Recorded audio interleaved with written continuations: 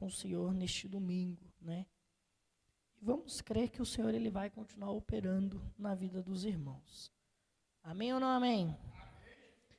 João capítulo 4 diz assim: por isso, quando o Senhor soube que os fariseus ouviram que ele, Jesus, batizava mais discípulos que João, embora Jesus mesmo não batizasse, mas sim os seus discípulos, deixou a Judeia e partiu uma vez mais a Galiléia.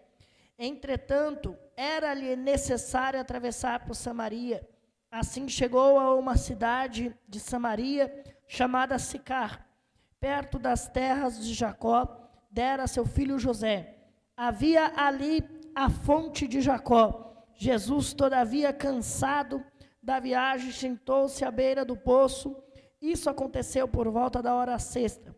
Nisso, uma mulher de Samaria veio tirar água e pediu-lhe: Jesus, dai-me um pouco da água para beber. Amém? Amém? Irmãos, esse texto ele é muito peculiar, né? Porque a gente fala muito sobre ele, sobre Jesus passar em Samaria, sobre Jesus ter essa necessidade, e falamos até no jejum lá na sede, na consagração lá, falamos sobre isso. E o texto ele já começa dizendo que Jesus, ele batizava mais discípulos do que João. Então, quando o Senhor soube que vieram a ele alguns fariseus, né? Então, qual que era a problemática? A problemática é o seguinte: nós temos vários grupos crescendo no meio dos judeus, nós temos vários grupos florescendo no meio dos judeus, e esses grupos, eles competiam para ver quem tinha maior alcance, tá? Então, nós temos lá os zelotes, nós temos os essênios, nós temos os fariseus, nós temos os herodianos, nós temos vários grupos que vão crescendo, os saduceus e outros mais, que vão crescendo ao meio dos judeus e vão florescendo a partir dos judeus. Né, nós temos aí depois os islâmicos e tudo mais, que vão surgindo, com cada um com as suas teorias, filosofias, crendices, e levando pessoas. Né? Então, surgia uma competição. Quem cresce mais? Né? Então, tem o escriba, que é o mestre da lei, tem o fariseu, que é o seguidor correto da lei, tem o saduceu, que não crê em ressurreição, tem diversas situações que vão florescendo no meio dos judeus, que trazem um impacto de competitividade, de competição. Então, como que é mostrado o real crescimento? O real crescimento é através da pública confissão de fé. Então, o mundo espiritual, o mundo natural, o mundo carnal, ele só entende que há um crescimento daquele grupo quando existe uma pública confissão de fé. Então, a partir de hoje, eu não creio em ressurreição de mortos. A partir de hoje, eu sou um judeu fariseu que eu sigo a lei à risca. A partir de hoje, eu sou um escriba. Então, cada uma das suas seitas, cada um dos seus grupos, vai desenvolver uma pública confissão de fé, que era a partir do batismo.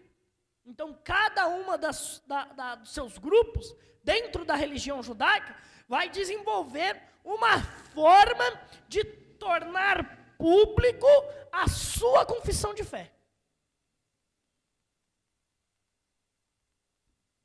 A igreja foi incumbida do batismo em águas, como alguém que é sepultado, como alguém que é morto. E esse batismo, ele vem desde o Antigo Testamento, como se Deus estivesse dizendo: vós sois mortos para o mundo, e nascidos, eleitos, consagrados, separados, vivificados para Deus, que vos amou Então, o que está acontecendo aqui no texto? É Jesus dizendo para os discípulos: ide, pregai o evangelho a toda criatura. Todo aquele que crê está abençoado. Todo aquele que crê está recebendo vitória. Todo aquele que crê está recebendo bênção. Todo aquele que crê está perdoando uma multidão de pecados. Todo aquele que crê está alcançando preciosidades na terra.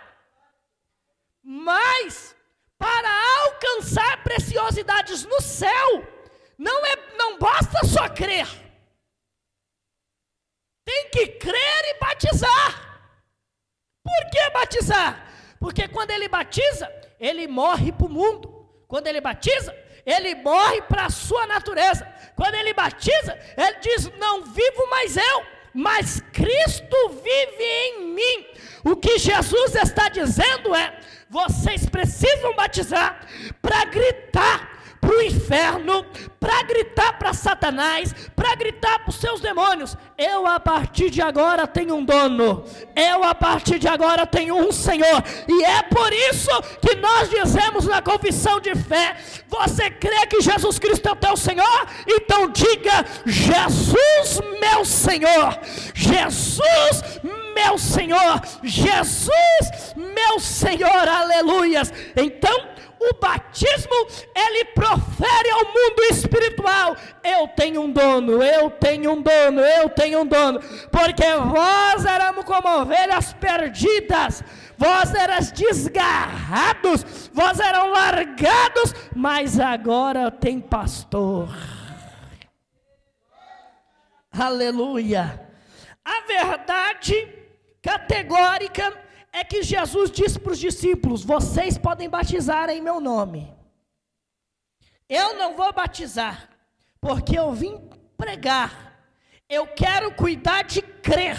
Eu quero gerar fé. Eu quero gerar mudança de vida. Eu quero gerar transformação. Mas vocês que são discípulos devem gerar a real confissão de fé diante do mundo. É como se Jesus estivesse dizendo assim: eu faço o trabalho com a fé, eu selo com o Espírito gera a fé o faz crer, e depois que ele crê, ele publicamente confessa. Mas os discípulos que aqui vivem devem mostrar para os outros como andar na terra com Cristo. É por isso que o salmista escreveu lá no Salmo 1: bem-aventurado o varão que não anda segundo o conselho dos ímpios, não se assenta na roda dos escarnecedores, antes tem o seu prazer na lei do Senhor, e nela medita de dia e de noite. Por quê? Porque salvo anda com salvo, crente anda com crente, batizado anda com batizado, eleito anda com eleito. Para quê? Para mostrar e aperfeiçoar na terra aquilo que já está garantido no céu. Nós temos uma morada com Deus, e a pública confissão de fé que está no batismo é um reconhecimento: eu não sou mais daqui. Essa barraca é só um período em que eu estou vivendo. Aqui é só o porão, depois eu vou para o andar principal e eu entrarei no meu aposento. Essa barraca, como diz a canção, eu deixarei esse porão ao léu e me juntarei ao bendito do meu Pai. Então começa a surgir uma competição. Começa a surgir uma disputa: quem batiza mais? Essa competição aqui me lembra de Coríntios. Quando alguém olha para a igreja de Corinto, e Paulo diz: olha, vocês dizem que uns são de Paulo, uns são de Apolo, uns são de Cristo, e Cristo não está em nada disso. Porque vocês não estão aqui para competir. Vocês estão aqui para viver. Vocês não estão aqui para competir, vocês estão aqui para viver a excelência da promessa de Deus. E agora? Agora alguém vai chegar para o João e vai dizer para o João: Jesus batiza mais que você. João vai olhar para aqueles que estão dizendo e vai dizer: ninguém não faz nada se não é dado do céu. Então o que acontece? Se está crescendo é porque Deus deu. Se está melhorando é porque Deus deu. Se está glorificando é porque Deus deu. Se está adorando é porque Deus deu. Se está pregando é porque Deus deu. Se está evoluindo é porque Deus deu. Se está crescendo espiritualmente, se está subindo os degraus espirituais, é porque o Senhor está agregando. Então não tem competição, não tem competitividade.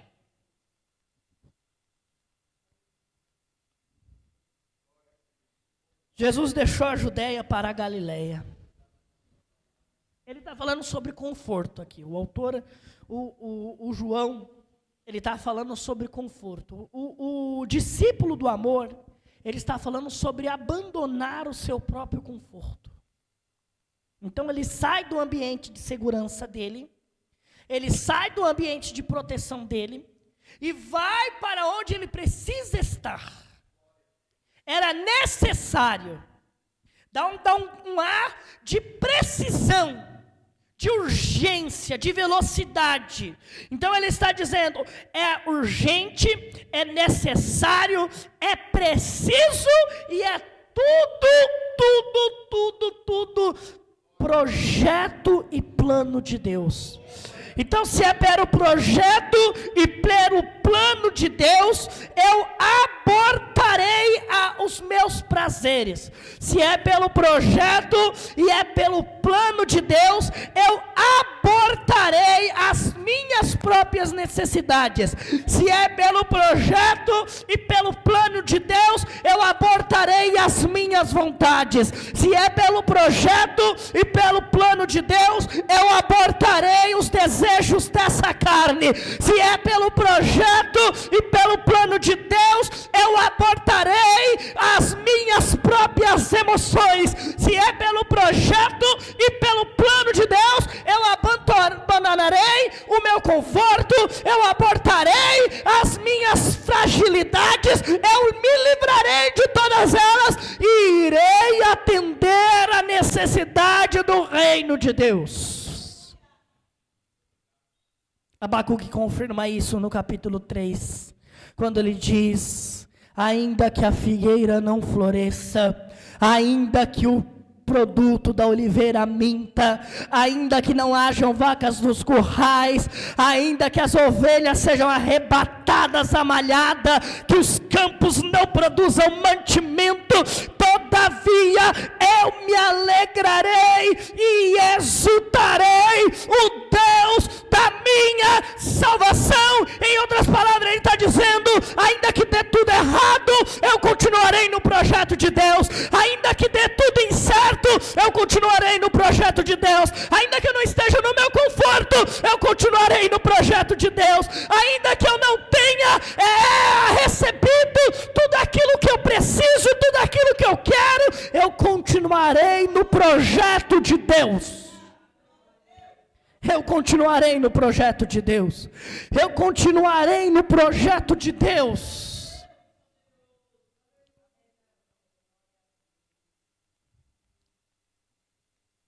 Jesus chegou a uma cidade de Samaria, porque Samaria é como se fosse um distrito que junta várias províncias. Se eu fosse trazer para o dia de hoje, para simplificar, para os irmãos, imagine que Samaria é uma cidade que tem vários bairros, vários distritos dentro. Então nós estamos aqui na cidade de São Paulo.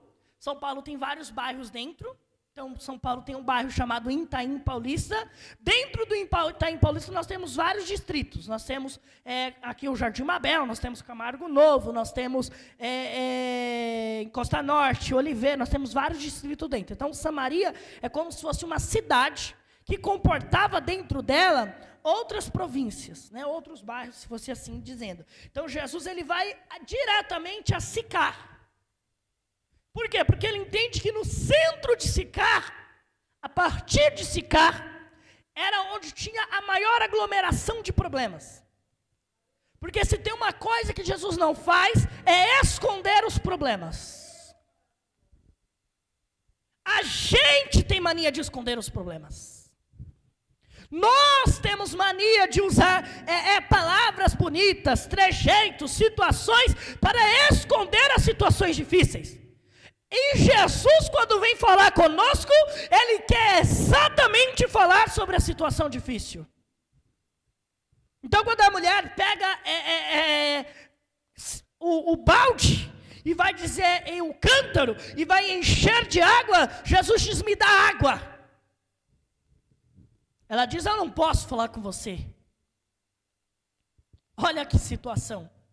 Jesus, ele podia ter chamado qualquer uma das mulheres que andava com ele, pastor, e ter dito assim para qualquer uma das mulheres: vamos comigo ali.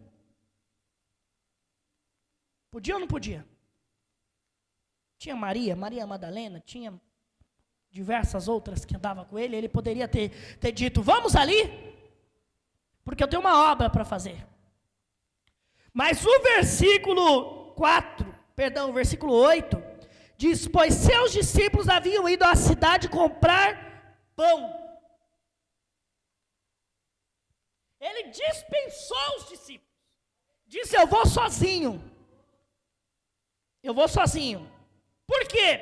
Porque eu quero constranger aquela mulher, porque somente através do constrangimento é que ela vai ter condições de falar sobre os problemas dela comigo.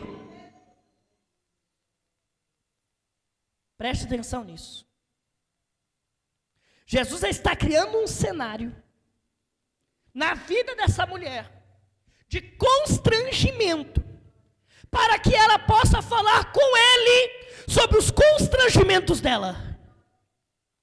Guarde isso no seu coração.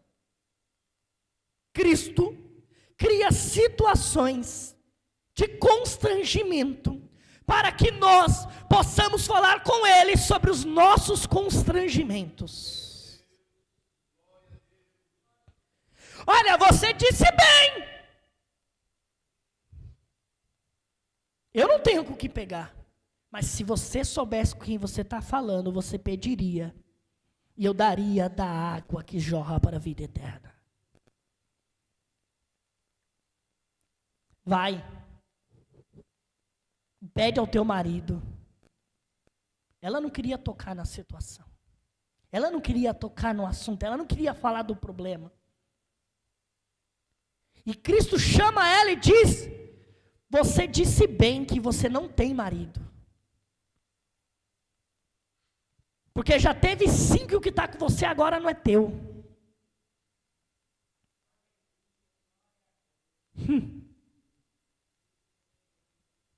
O salmista diz que Deus não rejeita um coração contrito e quebrantado na presença dele. Deus não está interessado em ouvir sobre as tuas forças. Deus não está interessado em ouvir sobre as suas vitórias. Deus está interessado em ouvir sobre as tuas fragilidades. Como o pastor leu aqui, alguns dias atrás, Jeremias 18, o vaso que fazia na mão dele se quebrou, e ele tornou a fazer dele outro vaso. Quem quebrou o vaso? Ele se quebrou sozinho. E o oleiro estava lá olhando. Imagina o oleiro olhando e dizendo: eu estou esperando você quebrar. Eu estou esperando você se quebrar. Eu estou aqui só te segurando pelas beiradas, esperando você se quebrar. Qual vai ser a hora que você vai se quebrar? Qual vai ser a hora que você vai se lançar? Qual vai ser a hora que você vai se rasgar? Qual vai ser a hora que você vai mergulhar? Eu estou esperando você quebrar teu coração, você rasgar a tua alma e começar a me contar sobre as tuas fragilidades. Fala comigo sobre as tuas imperfeições. Fala comigo sobre as tuas fragilidades. Eu criei uma situação de vaso quebrado. Eu criei uma situação de constrangimento para ver você se quebrando diante da minha presença. O fariseu orava e dizia: eu jejuo 3 vezes por dia, eu sou o cara, eu sou bom. E o publicano estava lá abaixado, dizendo: socorro, eu sou falho, eu sou miserável, eu sou pecador. E o Cristo estava olhando e estava dizendo: me fala mais sobre as tuas imperfeições. Vamos conversar sobre teus problemas. É disso que eu quero falar. Eu não quero saber quem você era. Eu não quero saber o que você já fez. Eu não quero saber que herói que você foi um dia. Eu quero saber sobre as suas derrotas. Me conta todas elas. Me conta as tuas frustrações.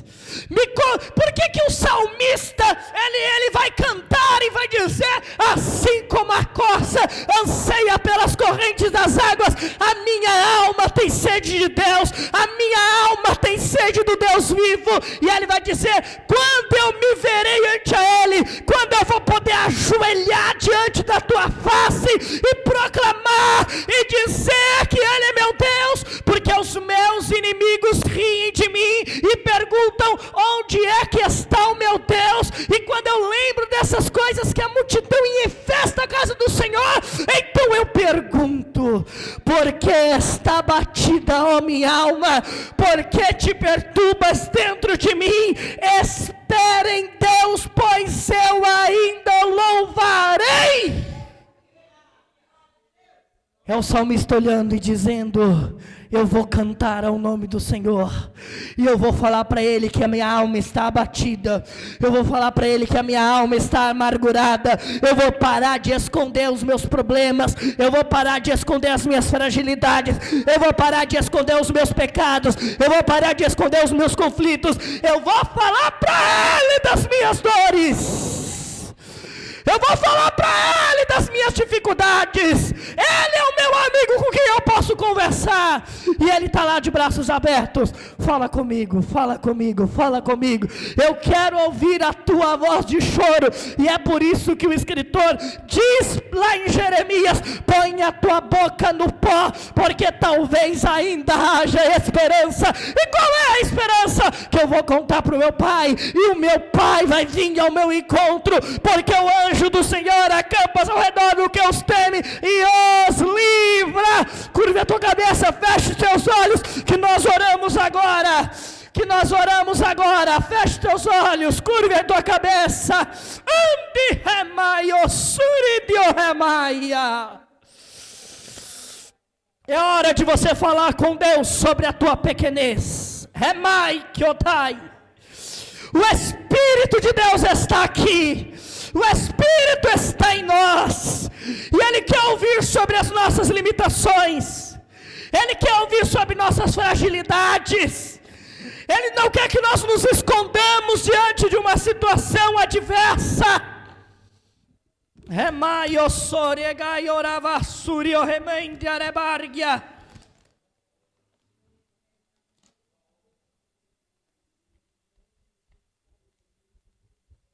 Pai, nós louvamos o Teu nome. Pai, nós entoamos glória ao Teu nome. Nós entoamos graças ao Teu nome, porque o Senhor tem estado conosco, porque a Tua vara e o Teu cajado nos consolam, porque o Senhor prepara uma mesa perante nós na presença dos nossos inimigos. Nós louvamos